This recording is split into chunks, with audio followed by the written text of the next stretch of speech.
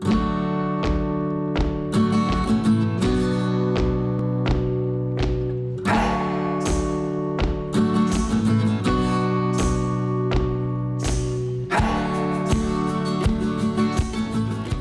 bienvenue à une autre émission de La Voix du succès. Aujourd'hui, j'ai la chance d'accueillir une femme de cœur, auteure, conférencière. Céline Lassalle, bonjour!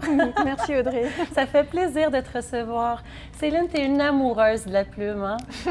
D'où ça vient? Comment c'est arrivé sur ta route de vie?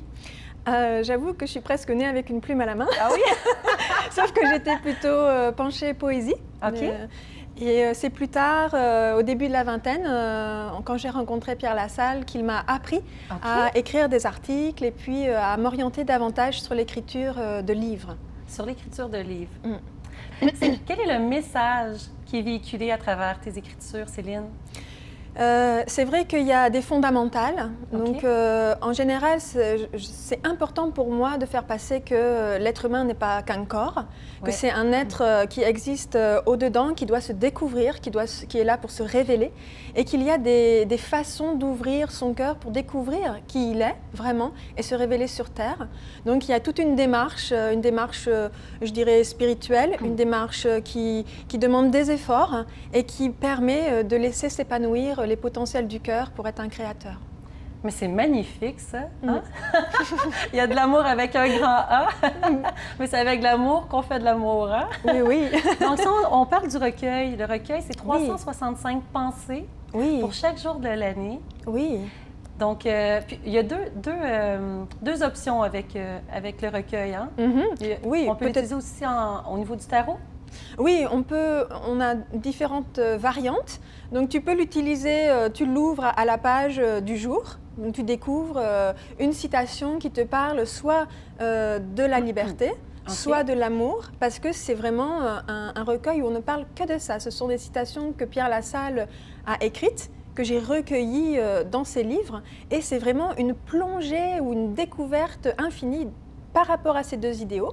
Donc, tu peux chaque jour en découvrir une. Ou alors, tu peux t'orienter si tu aimes, je ne sais pas, si par exemple, tu es intéressé à voir ta date de naissance ou à ta fête. On va y aller, OK? Moi, c'est le 25 novembre. Je suis curieuse. Attends. Oui, tu peux découvrir ta phrase que tu pourras relire et relire jusqu'à la fin de ta vie, d'ailleurs. Parce que ce n'est pas que pour cette année, hein, ce recueil, tu le gardes tout le temps. Donc ça, tu peux plonger dedans. Ou alors, tu peux aussi l'utiliser comme un livre, tu le lis en continu, tout au toi, comme si tu plonges au-dedans et indifféremment. Ou alors, tu l'utilises comme un tarot. Moi, j'aime bien cette dynamique-là aussi. Donc, pour un tarot, est-ce que je pose une question avant? Voilà, tu poses ta question et puis tu bouges les feuilles et puis tu tires et puis tu lis. Que l'amour colle tes mains et tu verras et tu vivras en homme libre. Ouh là là! Que l'amour coule de tes mains et tu vivras en homme libre. Ouh là là! Une explosion d'amour. Mais si je vais directement, Céline, pour toi, la liberté, puisque c'est ce qu'on véhicule, qu'est-ce que ça signifie?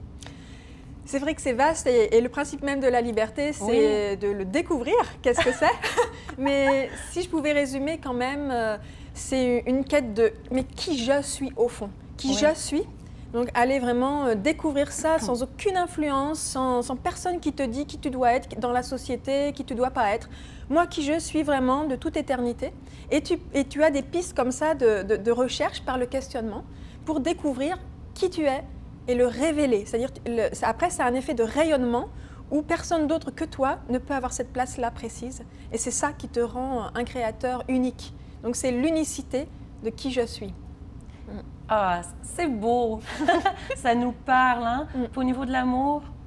Alors, l'amour, je dirais que c'est une force, une force qui coule en soi à partir du moment où, justement, on a un certain degré de liberté et qui est faite pour se répandre dans la parole, se répandre dans les relations, se répandre dans la créativité et transformer, renouveler, radoucir tout ce qui existe sur Terre pour justement l'améliorer, vraiment la raffiner. Oui, se connecter avec son noyau intérieur. Hein? Oui, c'est ça, oui.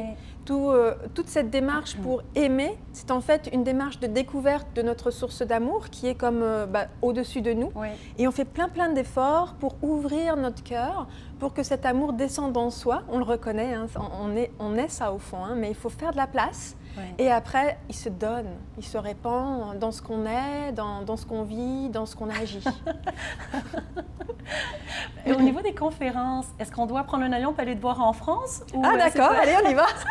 c'est possible de te voir donc, ici à Montréal? Oui, c'est vrai que parfois j'en donne au Québec, mais j'en donne aussi en France, puisque à l'accent, tu as vu, je suis française. Mais oui. Céline, le recueil, ici, on peut le trouver où?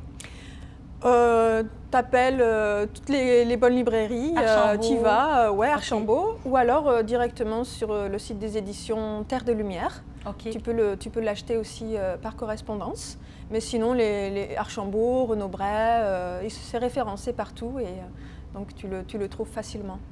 Avant de terminer, parce qu'il ne nous reste pas beaucoup de temps, Céline, est-ce qu'il y a une pensée que tu voudrais partager avec nous?